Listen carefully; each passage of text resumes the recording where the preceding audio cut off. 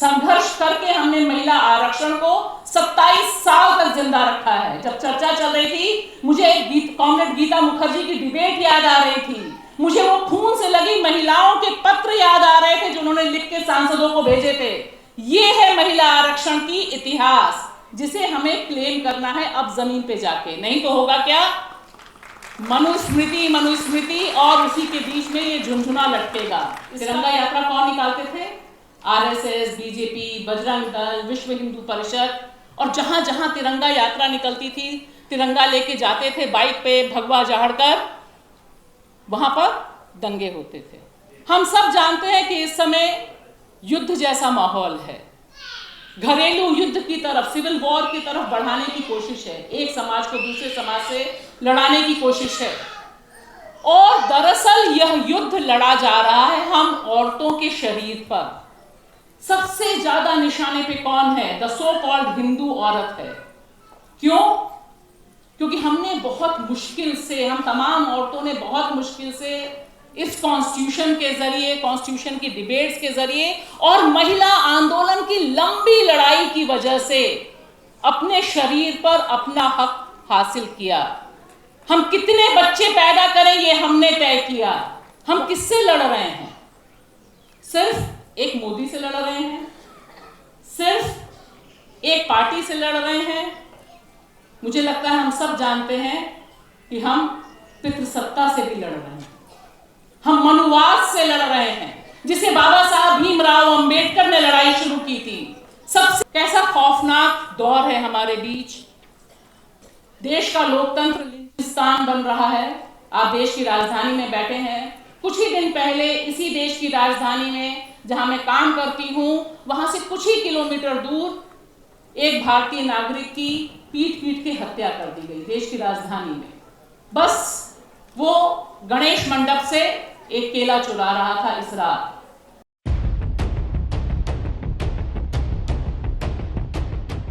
एक बेबाक, निडर पत्रकार, कार्यकर्ता और शाहीन बाग और अदृश्य भारत जैसी चर्चित पुस्तक की लेखिका मैं बुलाना चाहती हूँ भाषा सिंह को।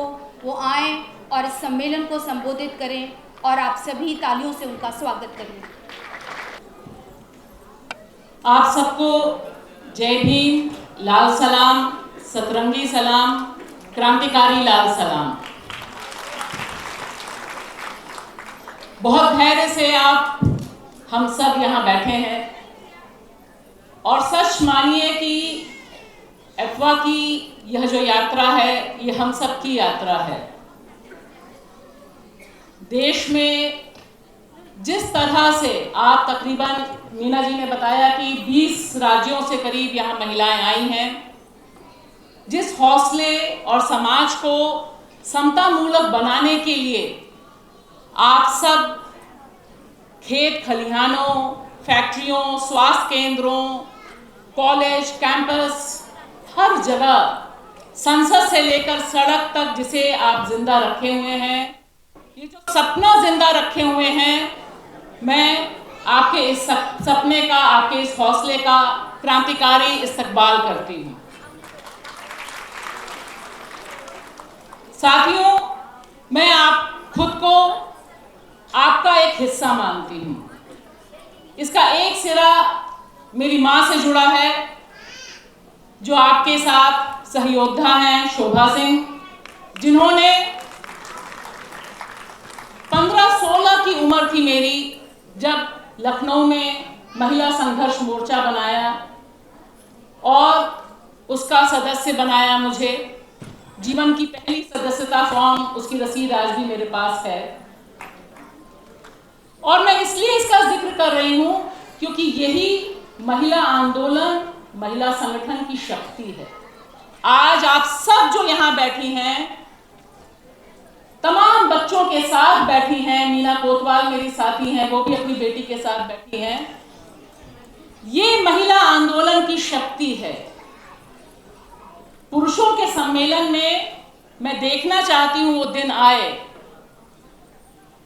अगर ऐसा सम्मेलन होता है तो, जहां पर वे अपने अपने बच्चों को लेकर जाएं।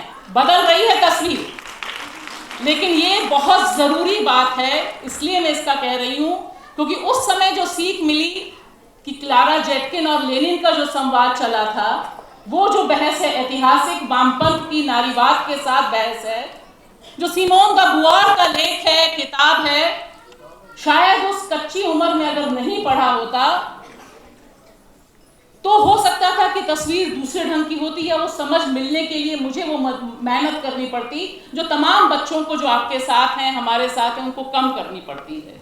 ये क्रांतिकारी विरासत है महिला संगठन की, महिला आंदोलन की, कि हम घर को बदलते हैं, खुद को बदलते हैं, समाज को बदलते हैं और समाज के साथ देश की तकदीर को बदलने का हौसला रखते हैं।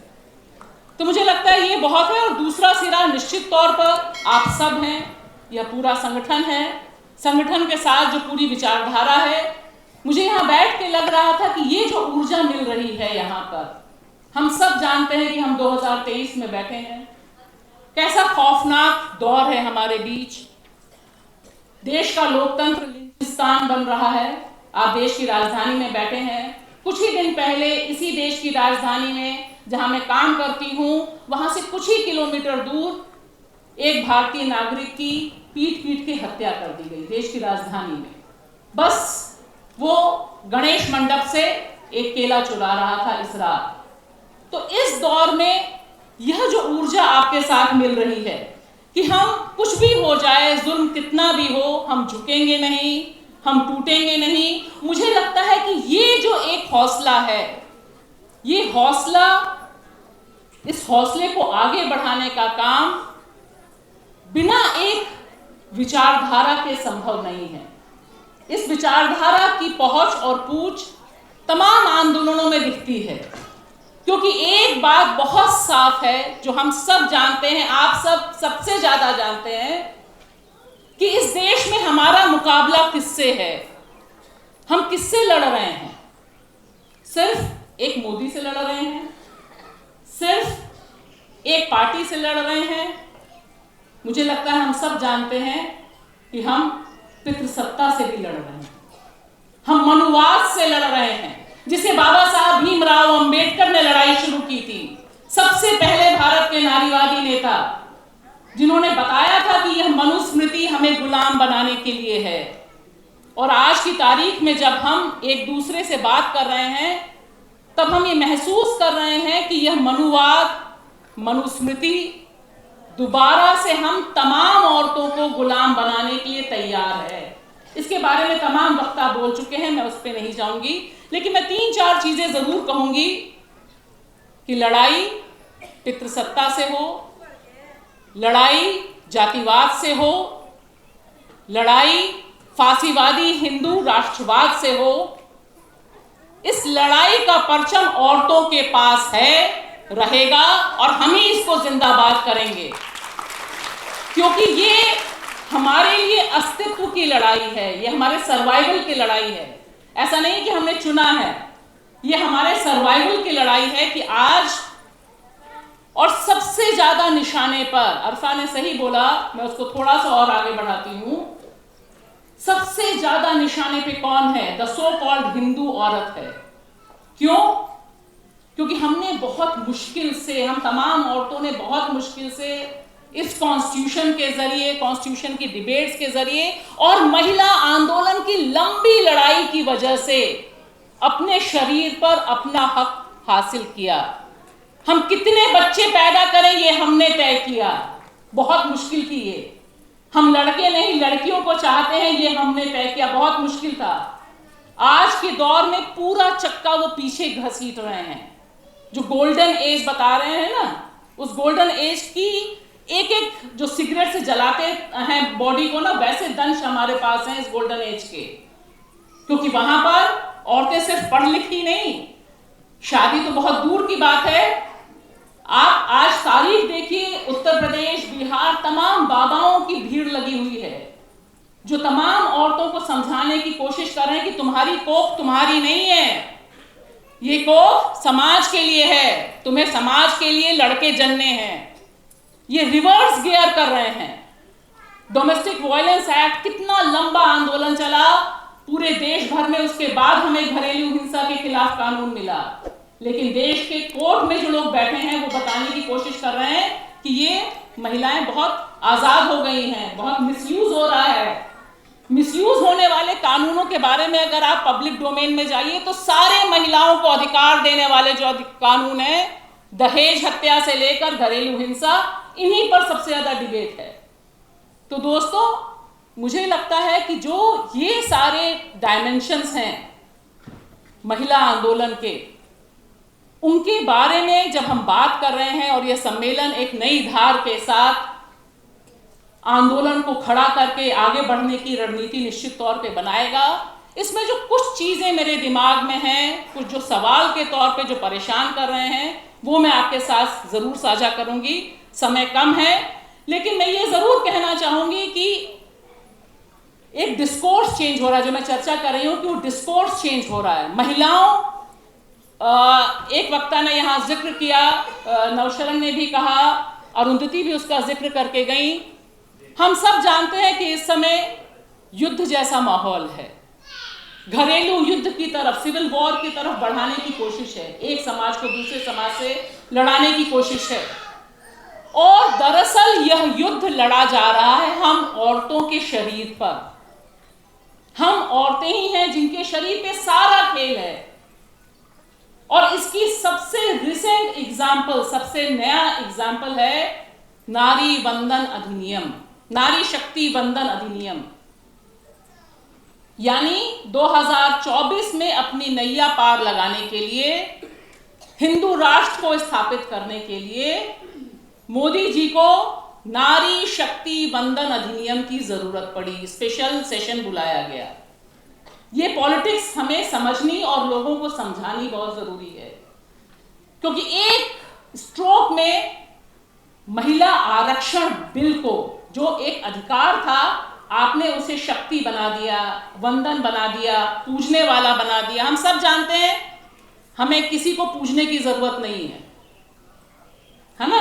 इसमें किसी को, यहां तो बैठे किसी को जरूरत ही नहीं। सब आप लोग धधकते खेत खलिहानों से आए हैं, फैक्ट्री से आए हैं, संघर्ष से आए हैं। लेकिन देखिए, जो सारा डिस्कोर्स बदल रहा है, उस डिस्कोर्स को हम कैसे काउंटर करेंगे जमीन पर, उसे हम कैसे चैलेंज करेंगे, ये मुझे लगता है एक बहुत बड़ी चुनौती है जिसे हमें सोचना है, जिसके बारे में यह सम्मेलन निश्चित तौर पर इसे क्लेम करना जरूरी है। जैसे शाहीन बाग ने क्लेम किया।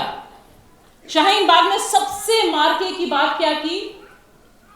सबसे मार्के की बात जो मुझे लगती है, उसने कहा, उससे पहले तिरंगा यात्रा निकलती थी। तिरंगा यात्रा कौन निकालते थे? आरएसएस, बीजेपी, बजरंग दल, विश्व हिंदू परिषद। और जहां जहां तिरंगा यात्रा निकलती थी, तिरंगा लेके जाते थे बाइक पे, भगवा झाड़कर, वहां पर दंगे होते थे। तिरंगे को कब्जे में करके एक काम किया। शाहीन बाग ने क्या किया? दो काम किए। राष्ट्रीय गर्व के जितने सिंबल्स थे उनको क्लेम किया, तिरंगा उनसे वापस खींच लिया। शाहीन बाग के बाद देखिए, जब औरतें बाहर आईं, चेहरे पे उन्होंने तिरंगा बनाया, सब जगह झाड़ा, उसके बाद से कहीं तिरंगा यात्रा नहीं होती। ये रिक्लेम करना है। और दूसरा, उन्होंने बाबा साहब भीमराव अंबेडकर, देश के संविधान और प्रियम्बल को सबसे बड़ा फेस बनाया। यह अपने आप में ऐतिहासिक है। पूरे आंदोलन में 75 साल की जो हिस्ट्री है, इसमें सबसे पहले हुआ कि एक नॉन दलित मूवमेंट बाबा साहब की शरण में जाता है, क्योंकि उसको लगता है कि अगर अधिकार बचना है तो बाबा साहब से बड़ा मसीहा कोई नहीं हो सकता, कोई नहीं बचा सकता। देश का प्रियम्बल किसी भी आंदोलन में, not even a single movement, मैंने जितना अध्ययन किया, कहीं भी ऐसा नहीं हुआ कि देश के कोने कोने में, मैं देवबंद गई, रात के 9:30 बजे पहुंची, प्रियम्बल का पाठ चल रहा था, देश संविधान, भारत के संविधान की प्रस्तावना का पाठ चल रहा था, इंडिया गेट से लेके वहां तक, केरल, कलकत्ता, जयपुर, कहां भी आप नाम लीजिए।